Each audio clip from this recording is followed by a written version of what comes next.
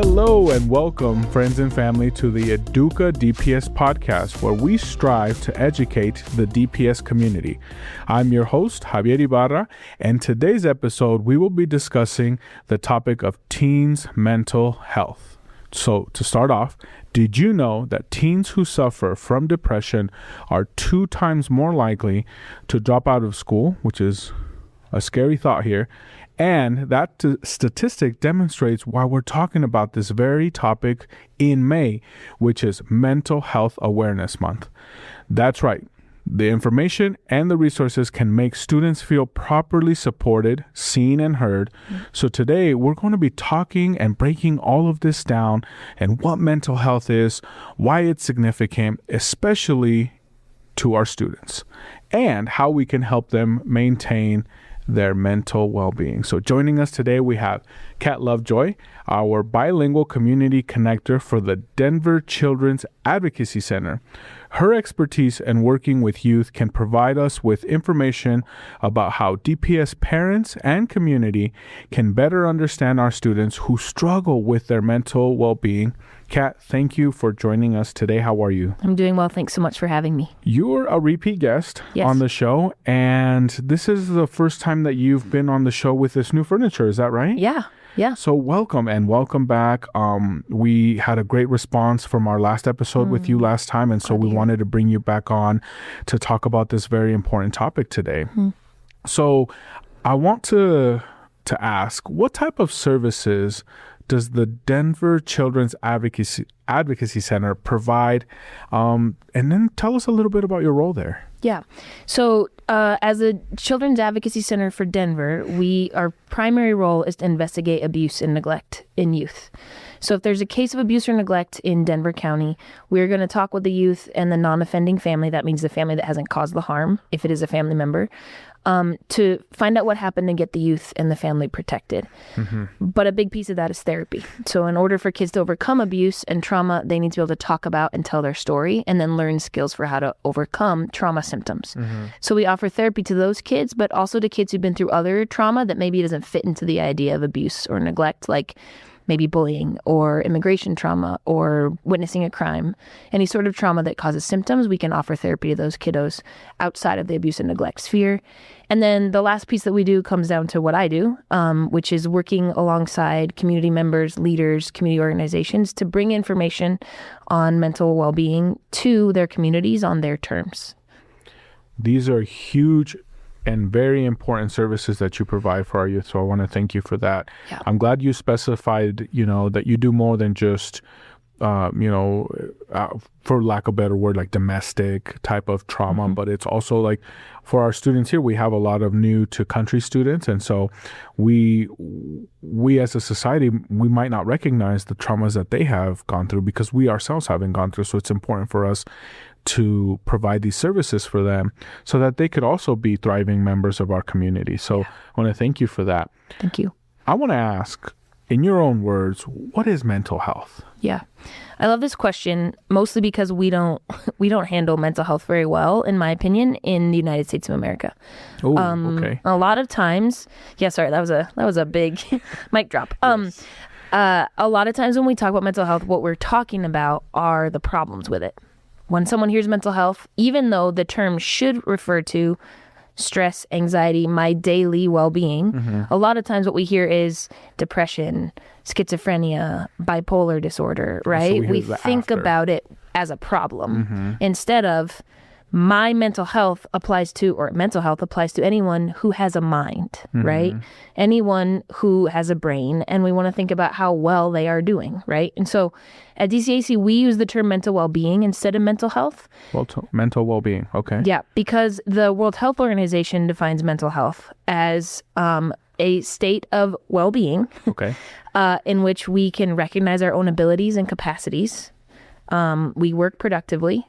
We can deal with and overcome stresses of daily life, and we can contribute to our community. That one's a huge one. I want to stop you real quick right there because my whole, and there's like a stigma around this, right? Like we think of like mental health, you need to be happy every single day. Yeah. You need to be happy and no stressing and nothing bothers you and you have enough resources to overcome anything, right? But if there are daily stresses, right? I think of just like traffic, right? Traffic is a daily stress for most people who have to commute to work. And in fact, it's a leading cause of why people decide to leave their workplace. It's because they have a very long commute. And so what are some of the ways that we can improve that? But here specifically, we're talking about students. And so it's the same thing, right? Students have to commute, right? Our students have to come to our schools. And so I have a question for you here. What is one idea about mental health that you think most people get wrong as it relates to our youth? Yeah. I think the biggest piece is this idea of my mental health always has to be good, or we're not going to talk about it until I have a problem, and more think of it as how am I doing well, right? How is my mental well-being, right? And if I'm not doing well, that's okay. Let's name it. That's the first piece in feeling better, is saying I'm not doing well. And it's a normal part of life to sometimes not feel well, to sometimes have mental anxiety or stress, because things like traffic or responsibilities get in the way, right? And the more we can normalize this idea of I have a mind, how is my mind doing, the more we're going to not only be able to talk about it, but help ourselves feel better, right? Absolutely. I think of like just a regular day, right? So like some of the things that our students, I'm trying to put myself in our students' shoes, right? So like maybe they're going through something at home, right? Maybe they are, maybe they're not, but let's say they are. And so they went to bed late, right? And then they didn't get a good night's sleep. And so, so then they have to wake up early because they have a commute to school or whatever. Skip breakfast because they didn't get a good enough sleep, so they wanted to lie in a little bit, and then because you have to prioritize, right? You're in a bit of a survival mode if you think about it. So you skip breakfast, so now you're late to class. You didn't sleep well, you're a little bit frustrated, you didn't eat. How well are our students going to be performing? Let's say they have a test that day, so then they have the added anxiety of that. And so I think when you start putting yourself in our students' shoes, these things quickly add up. And so I'm glad that you're on the show today, because from my understanding is we're going to talk about, how we can help our students, and more than anything, bring awareness to these scenarios, right? That was just one scenario of many that I see our students, navigate every single day. And the reason why I use navigate is because some of our students, this is what they've been doing for a lifetime. Right. It's no longer, a trauma response, I would say. It's just that's life. Right. And so I want to be able to provide something for them today and through this podcast. I have call it a fact or figure. I don't read it to you, and then you tell me what you think about this. Okay. So here's what I have is researchers from the Centers for Disease and Control and Prevention say that 40% of U.S. high school students reported experiencing persistent feelings of sadness and hopelessness lasting 2 weeks or more in the past year.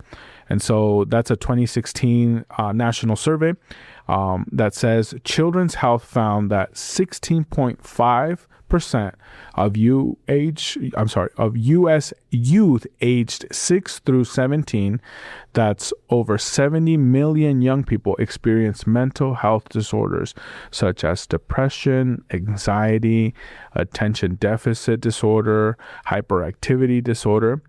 What do you think about that? What are your primary ways of mental health issues that manifest in our youth? Yeah, so I think before I answer directly this question, I want to back up and talk about what you just talked about. Yes. Daily stressors that our youth are experiencing, that our teens are experiencing, and how that affects them on a day-to-day basis so that we can help prevent just these bigger disorders that we're seeing manifest across the United States. And I think what has been helpful for me, I'm not a mom, I'm an aunt, I was an educator, is to understand what's happening for teens as they reach this stage of development. And so the idea is that students or kids between 9 to 12 are going through a huge growth or development stage, right? It's the same growth. It's not the same type of growth, but it's the same amount of growth as when they go from 3 to 6. Which is huge. Right. When they go from walking and barely walking, not talking, to like talking and having more social interaction, all that. Same type of idea, just different ways for kids from 9 to 12. Okay. That means that they are firstly experiencing a change in their brain. The part of their brain, the prefrontal cortex, that understands cause and effects, that processes emotion, that is finalizing its development. What that means is that they're still learning how I act is going to affect consequences, right? They're still learning I have these feelings. I'm learning how to process them, right? Then we talk about hormones. Nobody likes to talk about hormones when we're talking about teens, right? The idea of the hormones like estrogen and progesterone, that's going to affect their mood. So they're starting to have more mood swings possibly, right? And learning how to deal with that. Dopamine is increasing. So they're always looking for either there's debates. Either dopamine increases in their body or the sensors that receive the dopamine are more hyperactive. Either way, it causes them to desire more feel-good moments. And so they're walking through that as well. Their body's changing, right? They're starting to have more responsibilities. We're asking them to take better care or more care of their siblings or their parents. They have to start thinking about college, right? And then we think about all of the social or worldwide issues that they're subject to. So maybe something in their community that's happening, maybe something worldwide on the news, something they hear their parents talking about. And then we think about their identities. If it's an identity of a Black identity, right, they're going to have different stressors than someone who's white, right? A youth who's white, another added stressor. If it's an immigrant, whether that's from West Asia or Africa or Latin America, because of what we're seeing in the news, because of what's happening in their communities, they're going to have a different level of stress.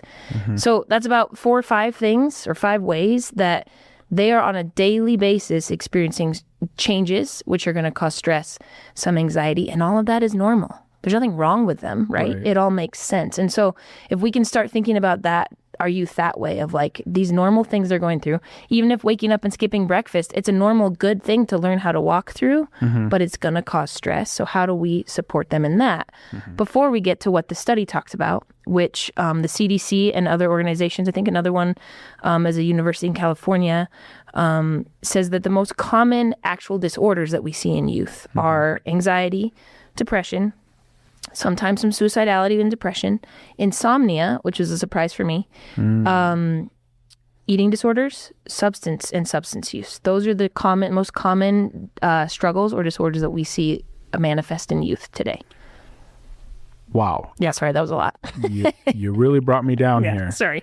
But it's good. It's good that we're talking about this, right? It's the first step in order to get to solutions, in order to navigate these solutions. I'm thinking about everything that you mentioned. I mean, it's almost all of our students, if you think about it. Just the normal things I guess normal, right? Normal subjective, but those are the normal stresses or normal things that all of our students are going through depending on their age, right?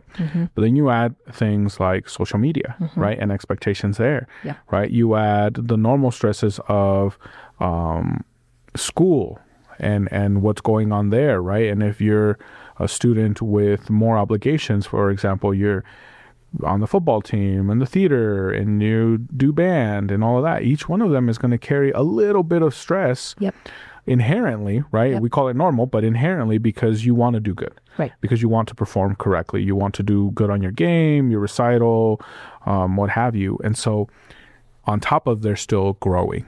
Yeah.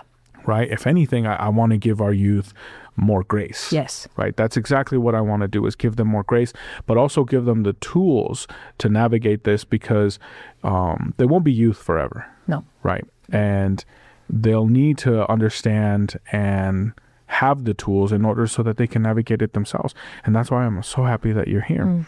I want to talk about trauma and life situations. So based on your experience as our bilingual community connector, why do you think mental health challenges develop for so many students, especially those who are dealing with trauma and difficult life situations? Yeah. So I think about this question in terms of levels. The first one is the one we just talked about, right? Every youth is going through either normal stressors that come with development or new responsibilities, or stressors that might not be normal, but that make sense because of where they're living, right? Like that stresses you out, it should stress you out. Sure. Kind of thing. Sure. All youth are going through that. And depending on hormonal levels, brain chemistry, family environment, that can cause more mental health issues or mental well-being issues or not, depending on the kid and the situation. From there, we have what you referred to as difficult life situations. A lot of studies through the years have used the term adverse childhood experiences. Okay. Which basically means they are what I would call stressors or situations that cause more stressors for the family or the child as they're growing up. Can you give us an example? Because I'm trying to think. Totally, yeah. So poverty could be one of them. Okay. Hunger could be one of them. Okay. Living in a single-parent home could be one of them. Or we could get to things that are even more, we'll use the term traumatic or difficult, like having someone who's incarcerated out of the home, drug use in the home, or mental well-being disorders in the home. Death in the family. Yep. Abuse, neglect, things like that. And so the way I like to think about adverse childhood experiences is also in levels. So things like poverty are going to cause more stress. But if a child has a family that is supporting them, or a youth has a family supporting them through that stress, it's just going to be a stress that could affect their mental health, but it might not get to the level of trauma. Why? Because they have family support. Okay. But if we get to something that's truly trauma, abuse, neglect, right? Or a way that's less supportive for the child, that's where the brain is going to start changing. To adapt to their environment. Exactly. The brain goes from, and anyone who's going through trauma, the brain goes from normal processing thoughts, calm status to survival. And what that means is, again, my prefrontal cortex is no longer connected to the rest of me. It's turned off so that I can get myself safe. Right. So youth that have been through trauma are going to start being hypervigilant. Why did that change? Why did their face change? What's that noise? How do I keep myself safe? They're going to experience a lot more anxiety for reasons that are less. For example, if I've been through some sort of trauma and I hear a loud noise, my nervous system is going to react much quicker than someone who has not or can. Right. Why? Because I'm focusing on survival and being okay. That predisposes youth to things like anxiety, depression, drug use. A lot of times impulse control goes away as they're trying to feel better and feel okay. And then it also affects, the CDC reports that it affects health long-term too. Things like heart disease, cancer. So trauma kind of brings it a whole nother level when we talk about well-being for youth. Did that answer your question? Absolutely. And it also terrified me a little bit. I'm not trying to terrify anyone. But it's again, it's important to talk about. In a little bit, we're going to talk about some of the things that our students, our families can do in order to have a best fighting chance. I want to say it like that. The best fighting chance to navigate these stresses, because they're going to happen, right? Whatever is, there's a saying out there that says life is 10% what happens to you, 90% how you deal with it. But if you have the tools, right, like you mentioned, if you have a supportive family, then poverty doesn't seem that traumatic, right? Because everyone's in poverty. That's how I grew up. We didn't see poverty as a huge stressor because everyone was dealing with it, right? It was daily life. And so it wasn't traumatizing. But now I see it in my friends where, like, I have a friend who won't eat leftovers. Like, he just won't do it because all his life he's had leftovers, and that was like a sign of poverty for him. Yeah. And so he won't do it. Right. And I think he might benefit from some help here, because I hope he's watching. But those are just one example, right? Yep. I want to shift gears here to social media, right? A big one. It's been around since 2005 with MySpace, maybe even earlier with the chat rooms, right? Depending on when you want to clock those.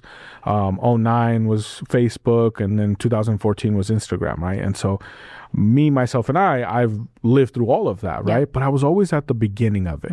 And so it didn't really affect me, right? I was kind of like, oh, that's something cool to do, but I'm still going to go outside and play with my friends. I'm still going to go to the movies. Like, it didn't really affect me the way it's affecting our youth now. So I want to get into it. So can't ignore the impact that our social media has had on our teens, right? We've talked about this for decades now. As a matter of fact, in March, Meta, formerly Facebook, now Facebook and Instagram, which owns Instagram, Facebook, and Google, which owns YouTube, lost a major lawsuit where they were held liable for harming youth's mental health by designing an addictive platform. Yeah. So additionally, the Department of Health and Human Services published the Surgeon General's advisory. So when I think of Surgeon General, I think of the pregnancy label on cigarettes. Yeah. Right? Yeah. But this one has noted that several important findings, such as 95% of our youth aged 13 to 17 report using social media. So it's good to say that all of our youth at that age are using social media. Yeah. 2, or close to almost 2/3, use it every single day. And 3, children and adolescents who spend more than 3 hours a day on social media face double the risk of mental health problems, including experiencing symptoms of depression and anxiety. And so all of that, based on your experience, how do you think social media is impacting our students' mental health? That was kind of a loaded question. I feel like I was leading the witness. No, I think it's important to name, and Beto did it in our previous interview as well, is that social media, it can be beneficial, and it's a part of our daily life, right? It's a part. You'll hear people say, my kids will never have a phone, and my question will be, or how do we walk through it with them, help them how to use it in a healthy way? Sure. That's a different podcast, right? I think it's very helpful. And what the Surgeon General warning is going to come down to, and what a lot of other countries are coming down to, is balance. And the reason for that is because a lot of the things I didn't mention in the development of youth right now are what predisposes them to addiction or mental well-being issues due to social media. Things like my prefrontal cortex is still developing. I'm still trying to understand cause and effect. What I see on the screen, what I do will have an effect, but I don't always connect those dots, right? Sure. Which can put me at both physical and mental risk. They have a lot of different mood swings, as they should, very normal because their hormones are changing. They're going to struggle more to process and regulate emotions as they're seeing it on the screen. Why? Because they're still developing that part of their brain, right? And so they're at higher risk of struggling with mental well-being because that's still developing. Then we talk about dopamine. Which is? Right. We all know that even for adults, dopamine is the reason that we are attracted to scrolling through our phones for hours at a time, because it's meeting the sensors that make us feel happy and feel good. Youth, as I mentioned, either there's discussion around this, either have more dopamine in their system or have more sensitive receptors, possibly both, which means that they're always looking for a feel good moment, right? Right. And they have to feed it. Right. And the Spanish word I love is anhelando, like breathing it, like I need it, right? Yeah. Like, and so the idea is they need it, it's feeding that, and they have less impulse control and are more at risk of addiction to that screen. The last piece is sleep. Youth are going through a big change physically and mentally. They need to sleep more. Blue screens interrupt sleep, right? Which means a youth that's using their phone more and more may be sleeping less, which means their development is going to be delayed. So those are some reasons why we want to help kids learn balance when it comes to social media and our phones and our screens, in order to help them learn how to manage it well, but not fall into more anxiety, more depression, or just an addiction that we don't want them to fall into early on. I have a question for you, and I want to preface this for our listeners and our viewers. I'm not an expert and I'm not a doctor, but I do interact with students every single day. Yeah. We are in our schools every single day. And so the role that I play here at Denver Public Schools is telling the stories of our students. Right? To uplift our brand. Yeah. And so because of that, I'm inherently always talking with students. I have found, and there's a correlation, and you can tell me if I'm right or wrong, I feel like this generation of students is a lot quieter, right? A lot quieter in terms of, I feel like maybe I'm just getting old and my generation was a lot louder, but I feel that the more time you spend on the screen, the more time you spend talking to yourself, right? And the more time you're spending talking to yourself, you're not really speaking out loud. And because you're not speaking out loud, inherently your voice is quieter. Is there any merit to my thesis here. Also not a doctor or even a therapist. Yes. But I do think that there's going to be a lot of correlation. Let me put it this way. There's going to be a lot of correlation right now between COVID, Sure. between isolation, between social media and screens that we know is causing kids to feel more isolated, which may be more of a quiet moment, not feel like they can talk about what they're feeling. And we know that that's affecting mental well-being. So there is probably some correlation there. Yeah, because I see it too when we interview like our athletes or people who are in groups or clubs, they're inherently louder. Yeah. And so maybe it's just a thing to look for. Yeah. Kat, I want to talk about, and we've been talking about challenges that impact our students' mental health. That's kind of the whole preface of the show. Yeah.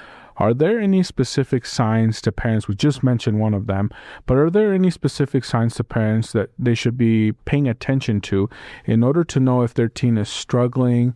And if so, what are they? Yeah, super important question. And I would start with parents, caregivers, teachers, aunts, uncles, friends.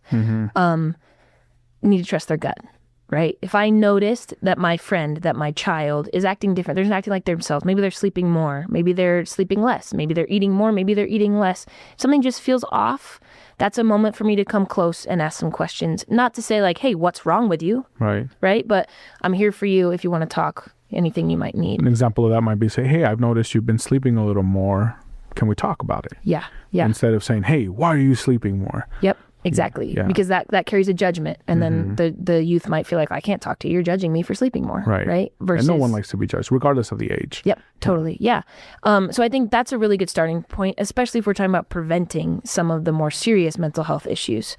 Now, if we want to talk about symptoms of mental health issues that are kind of red flags we want to be aware of, I like to think about those disorders that I mentioned, like eating disorders, substance use, depression, anxiety.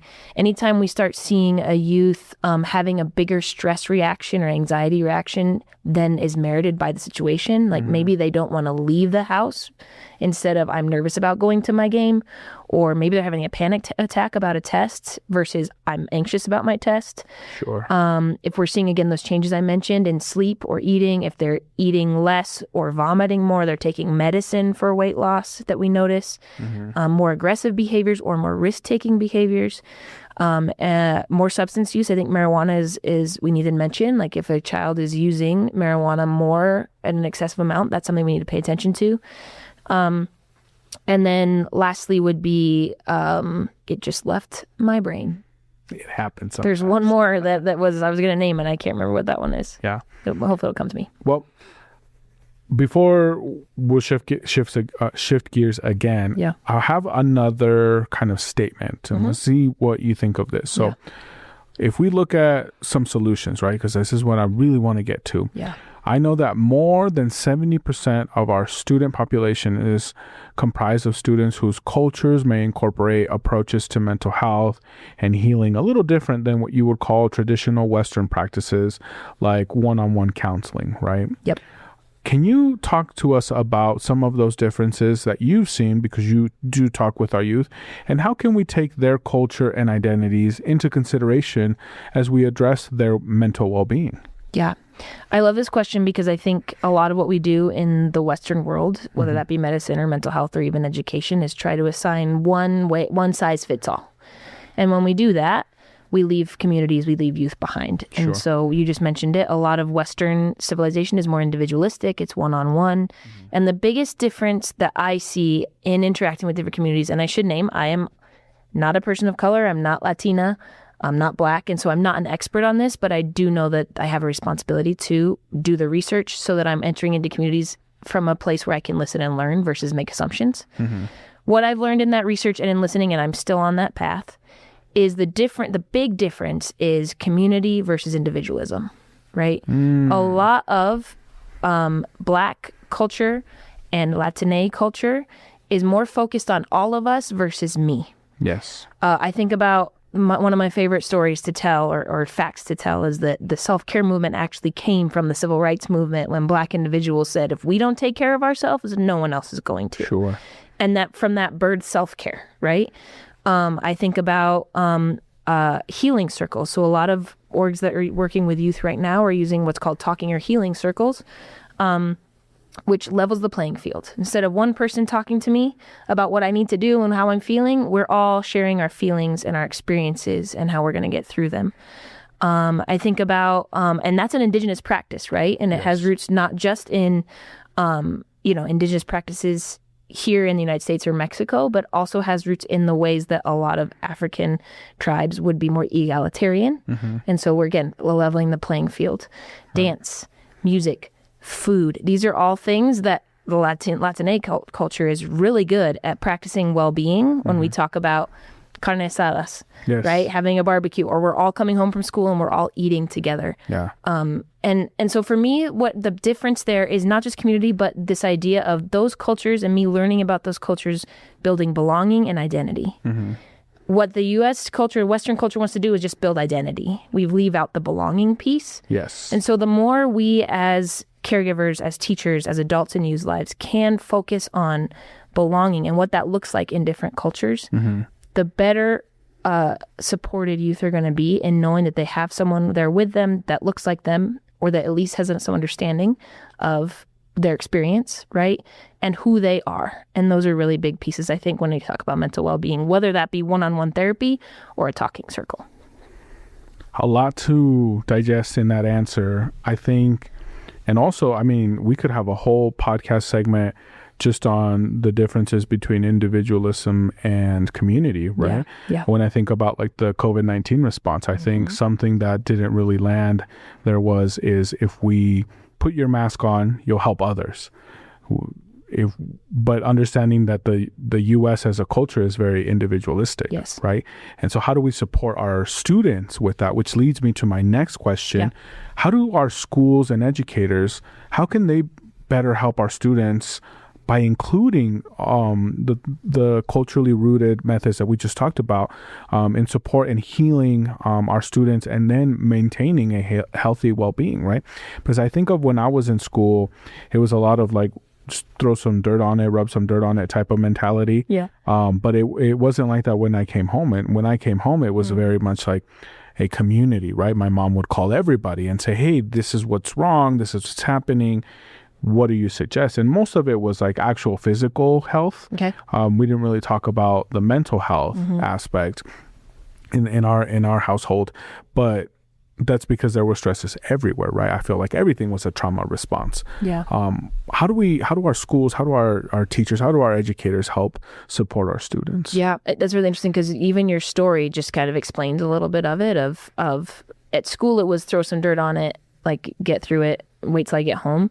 And I think that's step number one is I wouldn't say teachers so much, even classrooms so much, but our education system needs to do a better job of including well-being, social emotional learning, making space for that, right? Because if I'm at school and I think, well, I can't deal with it till I get home, well, this isn't a safe place for me mentally.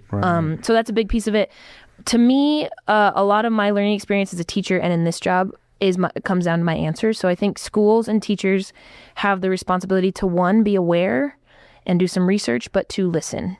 So firstly, I need to know who's in my classroom. I need to know who's in my school. I need to know the identities. I need to know the cultures. I need to know the opinions of my youth, of my families, as a starting point for how do I talk to them about mental well-being? How do I guide my students and tie in, hey, did you know that in your culture, sometimes they dance, and that's a different way to help you feel, better. But I have to be very careful in that I can't do that research and then assume I know what those students need. Because those students, one, are individuals, two, typically know better than me what they need, and three, they live in two worlds, right? They live in the culture of their home or their origin story, and they live in the United States of America. So some things from their origin story or their home culture are going to be great fits, and some are not. And so I need a general awareness of who's there and what their culture looks like. And more importantly, I need to be able to listen as I bring that to the table and let them tell me what that looks like. I think you hit the nail on the head here, which is listen.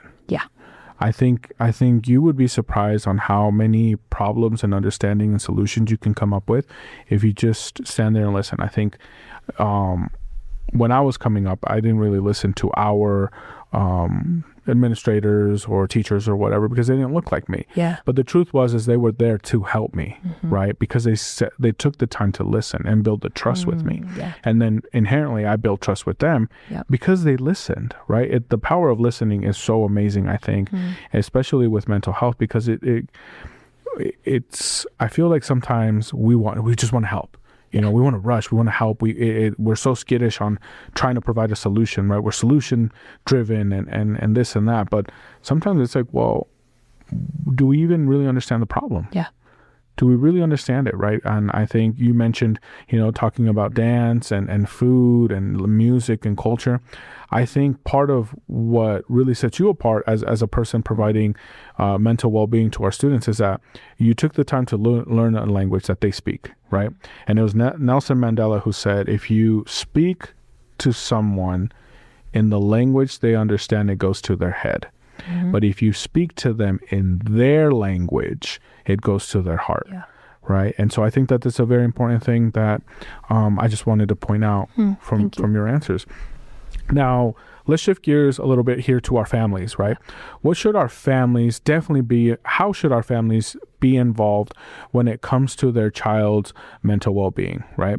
What do you think our families should be doing to let students know that they are in a safe space that encourages open conversation about mental well-being without any judgment or pressure? Yeah. You just said it. It's listening. And I think and you also said this, you could maybe do this podcast by yourself. Okay. But the idea, you hit the nail on the head.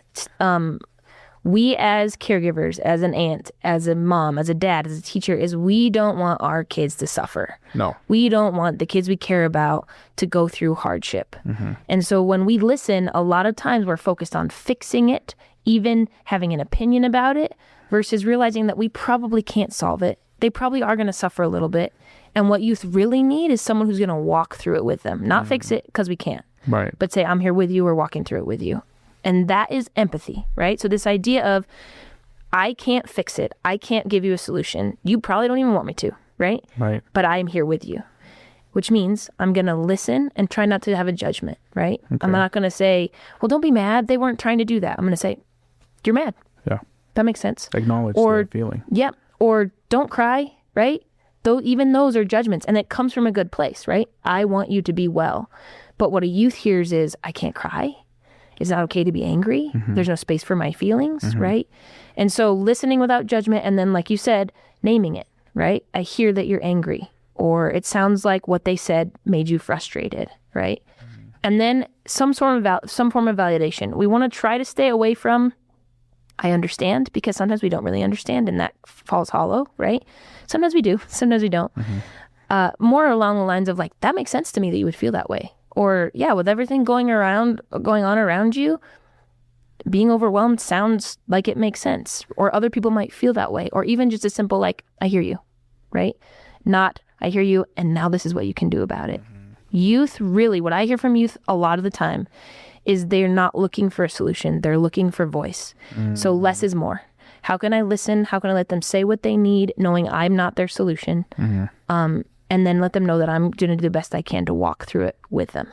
Sometimes even just saying like, hey, I'm here if you want to talk is enough. Or saying, do you want me to give you some advice right now?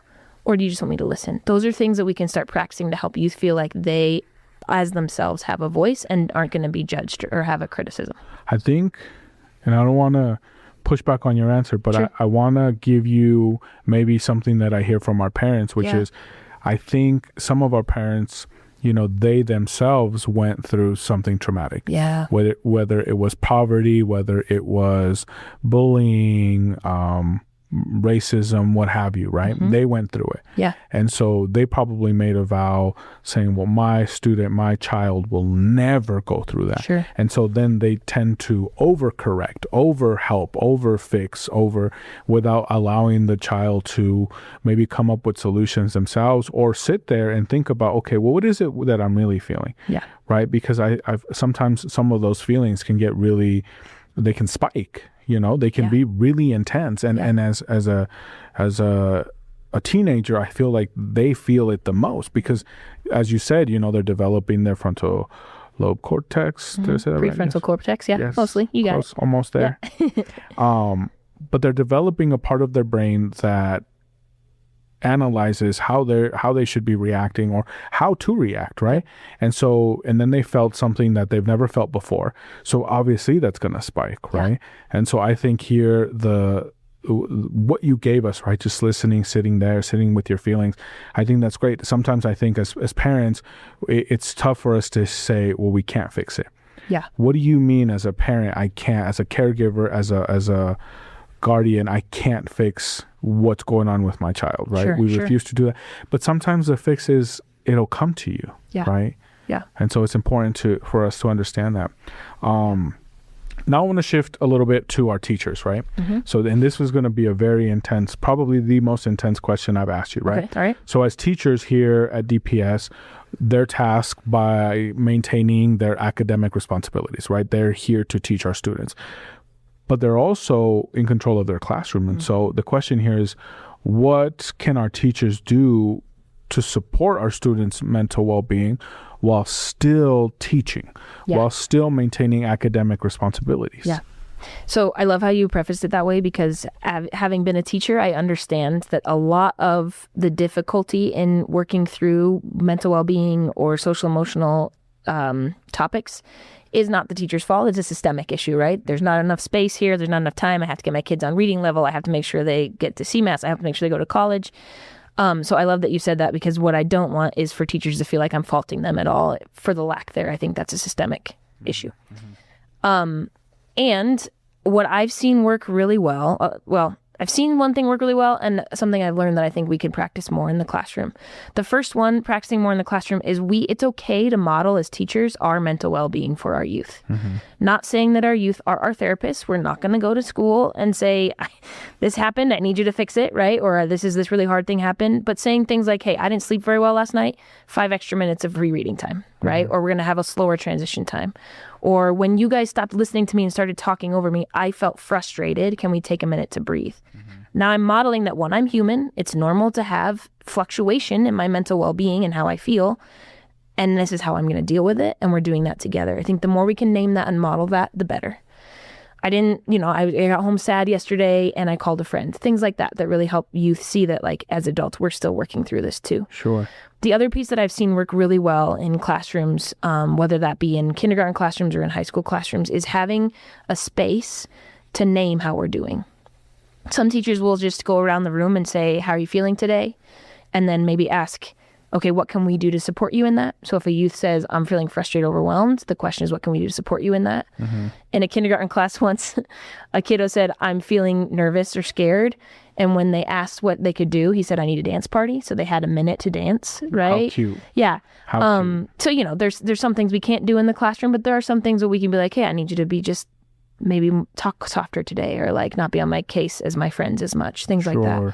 I also have been I was recently in a meeting where we talked about, instead of saying this is how I feel emotionally, we talked about what is our weather today. So am I a sunny day? Is it a little rainy? Is there a tornado? And just giving kids language around, one, it's normal to have all spectrum of emotions. And then, okay, how can we support you in that?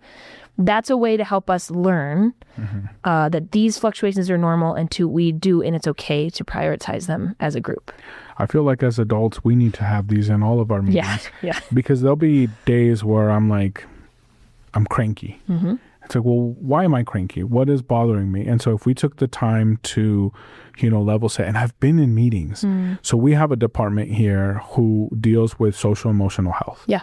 And almost every single time I've had a meeting with them, they do a check-in like that. Yep. Right. And so for those of us listening, our social emotional health, it talks about the whole child, right? So let me break this down, right? If our goal at Denver Public Schools is to make sure that our students get a world-class education, that they are prepared for career or college, right? That means that we have to address, as the system, we have to address everything about the child, right? Because if we give them the best, let's say we set it up everything. We have the best tests, the best books, best classrooms, best teachers, but we don't address how they're feeling, how they're dealing with, outside factors, If we don't address these things or don't provide provide services, how can we expect them to learn? Yeah. Right. The environment has been set up correctly. Right. And we're just talking about environment, let's talk about just physical environment. But we don't have, they didn't eat that day. Yeah. Right. They didn't eat that day. Right. And so how can we expect them to perform? Right. I see it all the time in elementary schools. I want to say, and even in high schools, there's like a snack cart in the front office at all times. Yep. Right. At all times. And kids will come in, grab a snack and leave. And it's kind of part of the culture now here at Denver Public Schools. Yeah. But that's just one thing. Like, it's so subtle. It's so small. I don't think anyone is talking about it. Honestly, I might be the first one outside of their school building to say something like that. But that's just addressing. And the reason why is that I talk about that is because that's something that, from my experience, right, I know what it was like to be in the classroom with my stomach gurgling and being so embarrassed. It's like, oh, he didn't eat. Why is your stomach gurgling, right? Like, kids would say that to me. But I didn't understand English, so I didn't really hear it. Yeah. There's a benefit to everything, I guess. So that was the silver lining. Yeah. But I put myself in our students' shoes, and we are doing great things, right? Because we're providing them with podcasts like this. We're giving them the stuff, the resources that they need. Before we leave, Kat, and this has been a pleasure. I just want to say, like, I really enjoy having you on the show. Before we leave, can we talk about resources? Can you recommend anything for our audience so that they can learn more about how they can support our youth and their mental well-being? Yeah. I'll start with just an easy resource that's easy to access for youth or families. It's called NAMI, NAMI, Denver.org. I believe that's it. I'll get it to you afterwards to make sure we can share it. And we'll put it in our show notes. Yeah.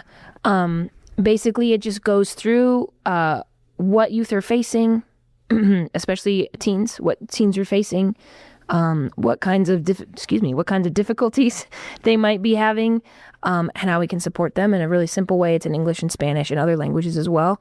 That's a really great, easy, accessible way to sort of access how to support youth. And then the other thing I'd say is there's so many organizations in Denver that are supporting youth and families with this very thing. Vuela for Health is one of them that's teaching or working with families around what is well-being in the family look like. What are our family values? What are limits? And that's all in Spanish, a great organization. Convivir Colorado works with immigrants from any country around telling their story and pride in their story, which brings us to identity and belonging again, right? And which is a really big, important thing for our mental health, for youth mental health. Homies Unidos can work with youth that have been through any sort of violence, right? They work with healing circles a lot as well. Let's see, there's another one that I'm, again, blanking on, but those are some that I think are really, they're helpful. And CHIC is another one, Collaborative Health in Community. And that's a Black-run organization that goes into DPS schools and talks about power and well-being to youth of color. A lot of times using their own culture, things like, what's my CHIC sauce? Like, what vibe am I bringing in? Or having a dance party, things that kind of fit more into the culture of those students. And so those are some orgs that I think it's helpful to know about because these are other ways that parents or teachers can support our youth and saying, like, hey, this is a really great place that can also support you in your journey. And for the folks who are listening and really resonated with the message that you have, how can they get connected with you? How can they get connected with the organization that you represent? Yeah, so I love to talk to community about this. It's my job. So they can always call me. My number is 720-974-7234. They can also email me, which is just K and then Lovejoy, LOVEJOY at denvercac.org. And then our general number, which I don't know off the top of my head, if they have other questions around therapy or abuse and neglect, they can always find on the website and give us a call as well. And for our listeners, we'll put all of that in our show notes so that you have access to it and then you can connect. One quick final question.